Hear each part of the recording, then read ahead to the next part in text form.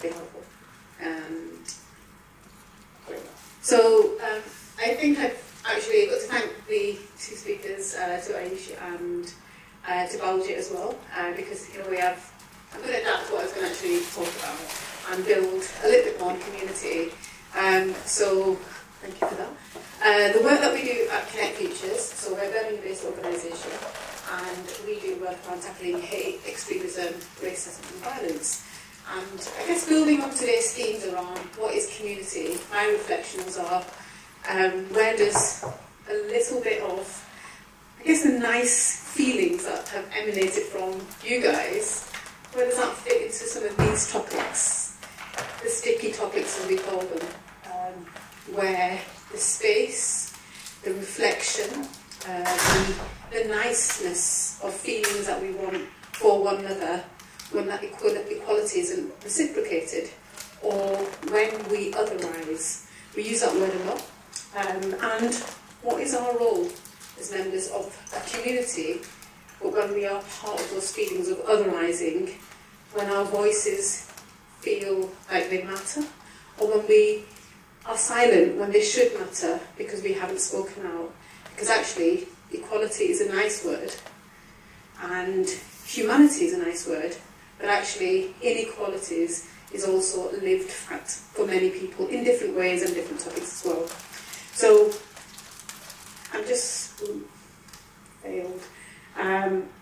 This kind of really, again, Ayushi, kind of some of the words that you used in what you were saying.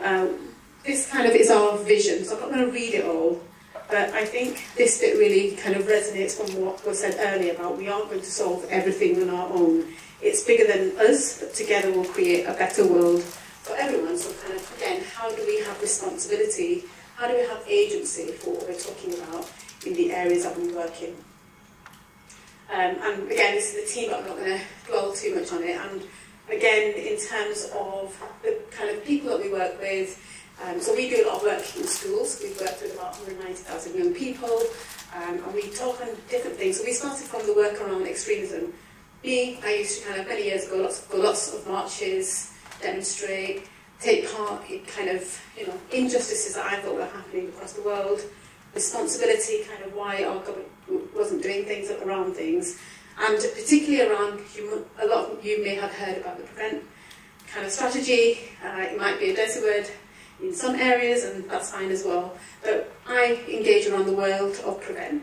And one of my kind of rationale reasons for it was about the fact that, being Muslim, I felt my community was being done to, and this kind of perception, so after the war in Iraq and Afghanistan, people who look like me or who might practice my faith, for example, people had feelings about us. People felt that certain things had to happen because an injustice for others had happened as well. So again, I can speak for 5 hours on this, but you kind of get the sense of it. And a lot of people felt that their voices disappeared in this discussion because, again, what we were talking about, space, to kind of have these feelings towards other people, being considerate, those kind of, we have strong feelings about certain things, whether it's on the online space, whether, and we're going to do an activity later on about, for example, Just Stop Oil, for example. We have a media that might demand immediate answers. Where do we sit on that? When we sort of say this is right and this is wrong, where does consideration come in?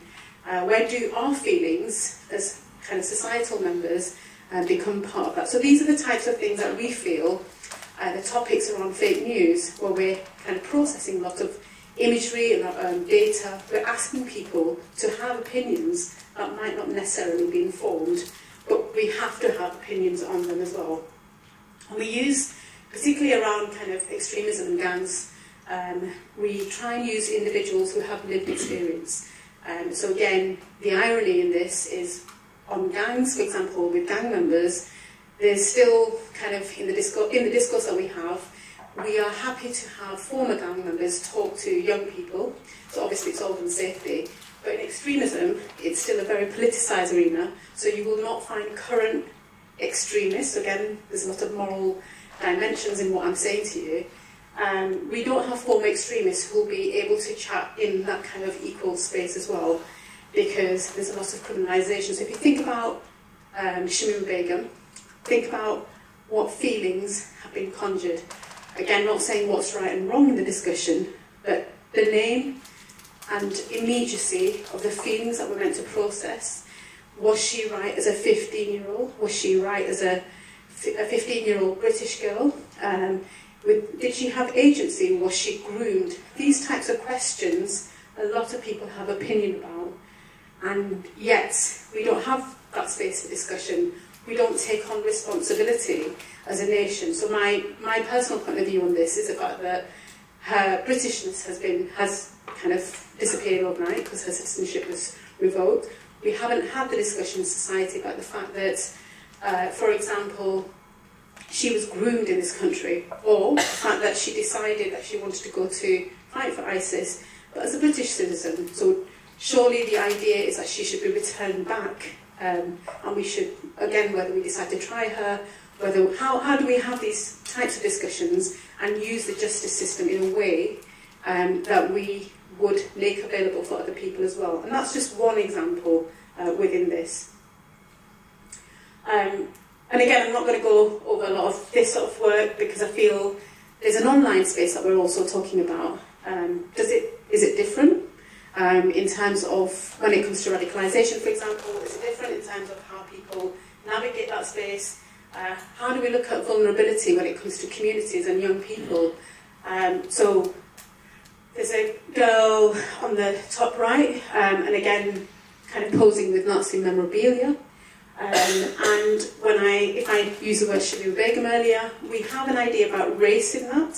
So again, when I talk in communities, or when I talk in kind of sessions with practitioners, for example, there's often a case that when it comes to addressing extremism and terrorism, it's easy to sort of say to Muslim communities, you need to take ownership of this issue around radicalisation.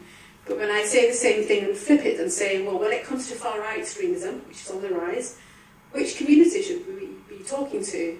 And when I mention the word whiteness in this, it becomes very uncomfortable because surely, so the irony is the fact that we have defined a community which has multiple identities within that.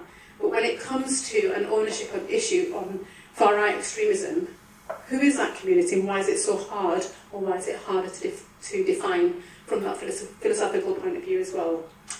And again, when we look at the media, for example, what do these types of headlines, so 1 in 5 British Muslims sympathetic with jihadis, immigrants bring more crime, what are these types of headlines when young people look at it in particular? They feel, again, that there's a kind of pointedness in the questions about belonging, about identity, about difference, or about even integration. What is it that we are asking young people when we are kind of churning out these types of headlines as well? And again, you'll have different types of headlines that kind of haven't got any better over the years as well.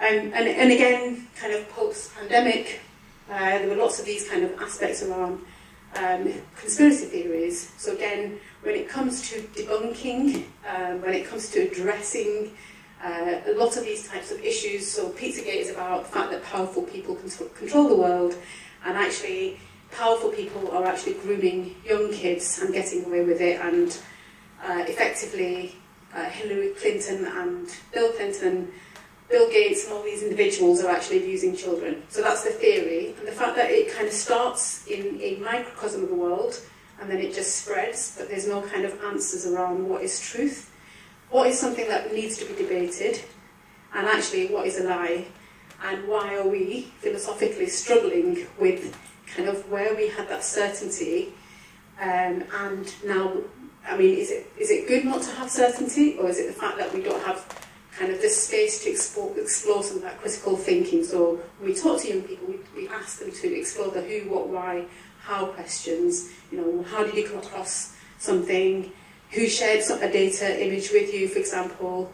Why did someone share certain things with you? So again, just kind of broadly exploring some of these things in terms of vulnerability and how some of that may connect.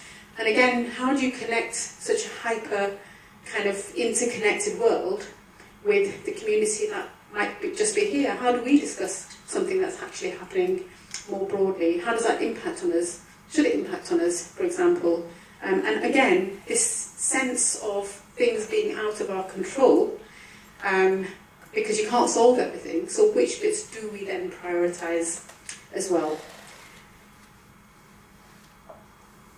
And again, there's lots of different things, but particularly in the online space, with teachers, so in schools. So for example, today, earlier on, Malik's been out in Ronson talking to lots of young people, and I've been doing workshops online with teachers. Incels is, again, another word, involuntary celibate. So again, where do these types of topics, where does misogyny fit in? It's, again, historical, it's nothing new, but how does it situate itself in terms of role models and the types of people, the types of conversations that we're having, or even avoiding? Are we avoiding it? And again, Jake Davison is a guy from Plymouth. He carried out an attack, I think it's about 3 years ago, and he latched onto the fact that he believed in incel ideology, including killing his mum, but kind of justifying where a lot of that kind of internationalisation of agendas fit in as well. And again, this kind of like the aspects around where the online space of who monitors, who controls when it comes to the social space. So again, one of the things I'm going to ask you just to reflect on is the fact that whose responsibility is it, which community's responsibility in the online space? Is it the free flow of data? Is it the free flow of free speech? That's important. Or is it the protection of our communities, of our young people? Or is it the kind of the freeness of that discourse that's important? Again, no answers, but just kind of posing some of these questions to you as well.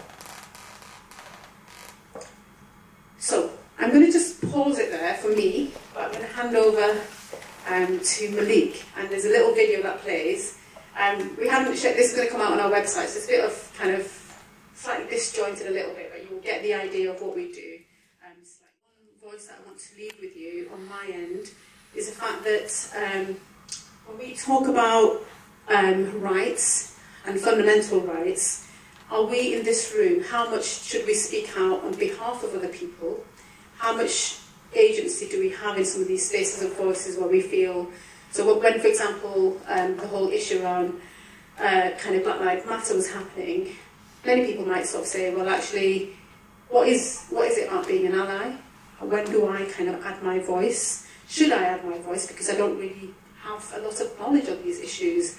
So where does community and voice on these topical issues that impact on other people, when it comes to extremism, for example, when things are being done to other communities and the repercussions, when do you lend your voice in that space of the communities? The address. And all these places are different. Different problems in different areas of the country. Okay, you're good, alright. So what I do, mentoring workshops, I speak to people from 10 years old upwards, because 10 years old is the age you can be arrested and you can be criminally responsible. So I start them off from there, and I start them off in a way of,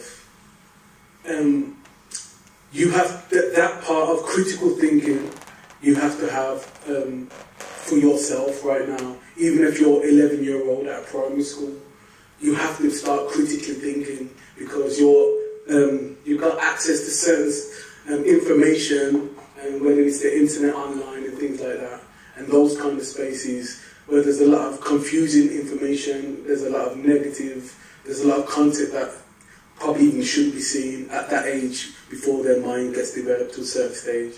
So my main thing is critically think and question everything. I even say, do you know me? And they'll be like, no. And I'll be like, well, question anything I've said today. And you're like, question it and research it yourself, and always be clued up, and never make technology or misinformation actually play you out your position. So I'll speak about vulnerabilities in adults and young people. Vulnerabilities is one of the main things, push and pull factors, how a person can be dragged into any type of thing negative, whether we're talking about gang violence, whether we talk about extremism, or even just losing their path and losing their way. So vulnerabilities we've all got vulnerabilities in this room, yeah. But I always tell people these vulnerabilities are not like problems, or they're not weaknesses sometimes. Just being friendly, just being a friendly person with a good heart can be a vulnerability around the wrong people. So when it comes to, as a young person, I would say, be careful of the information you share with people who's not your family and things like that. So kids with learning difficulties and SEND needs and things like that, and PRU schools. So a lot of these workshops that we do are actually catered to different specific groups, whether it's a learning difficulty and age appropriate as well. So if somebody's like a school leaver, we'll probably be on the nose a little bit more than somebody who's in a primary school. But but the same thing of questioning everything, researching everything, and looking at the selling point that people who manipulate you, who are on the internet, what they're trying to do. Oh, my musical background. Alright, in my video I said I was a rapper. Like, I was a rapper in my teenage years. I did a bit more than that. I was in a group called MD7 in the early 2000s. I'm old now. Yeah, but in the early 2000s, we had videos on like MTV Base. It was the first Birmingham group in the urban market to actually achieve those kind of things. So now I work with ConnectFutures, and behind the scenes I produce all the artists, and I'm working on documentaries about UK music and things like that. And you also toured with Jay-Z. Oh yeah. I toured with like Mark Ronson, Jay-Z, and a few people like that. There was a song called Valerie by Amy Winehouse, and I was on the remix of it that I'd done a lot of touring. Okay, so allowing time for questions and to discuss. So a lot of the times I always tell people, I tell people, please don't be a sheep. And if I ask a question and you're the only person who thinks it's right, keep your hand up. If you think it's wrong, put your hand down. Even if you're the only person, I'd rather you be wrong and we talk about it and flesh something out. So building trust, that's very important. But letting people speak and knowing that they can speak in a workshop or in that safe space, and they can give them the possibility to get something wrong. Yeah, so we can flush out what they said wrong and reach somewhere. Modelling respect, of course, and building in time to discuss current affairs and big issues of the day. So this is another thing we do, even what I do in the when we do the breakout. When we do the breakout, I'm going to pick a local topic that's hot on the press like this week. So if there's something in the school that we're going to talk about, it's something that will be happening at the time. All right, so I've got a couple of minutes left. All right, so now tips to stay safe online, in the online space, and this is some of the things and some of the things we speak to young people about. So integrating your thoughts and emotions. Remember, your passion and causes are positive, but you have to be careful because somebody could use those against you. You can't control your first thought, but you can control your second and your third. So anything that you see that you feel emotional by seeing it, the second thought should be, why am I seeing this? Who made this? Why did they make this? Why did they want me to feel like this? I say this to young kids, but I wish I could do this for adults every day, because as you see, a lot of adults are get the same fake news as children. Questioning your emotional response, sources and content, like I said, who sent this? Why did they make it? Why did they want to make me feel like this? And who is this person making this content? Actively searching for evidence or opposing ideas, and so you're not in an echo chamber, all right?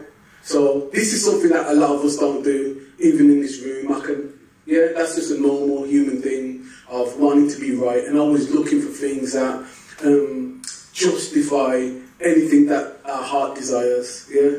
So looking for things with opposing ideas that's a good way to go, just to balance yourself out and to understand that you could be manipulated with exaggerations and things like that. So when it comes to fake news, that's how it works. Sometimes it's an exaggeration, sometimes it's a complete lie, and sometimes it's mixed with the truth. So I'm going to do 45 minutes of a little workshop, and we're going to do certain things about fake news and looking what's real and what's fake and seeing your opinions and which side you pick of the fence. Okay, thank you. That was Connect Futures, me and Zubeda.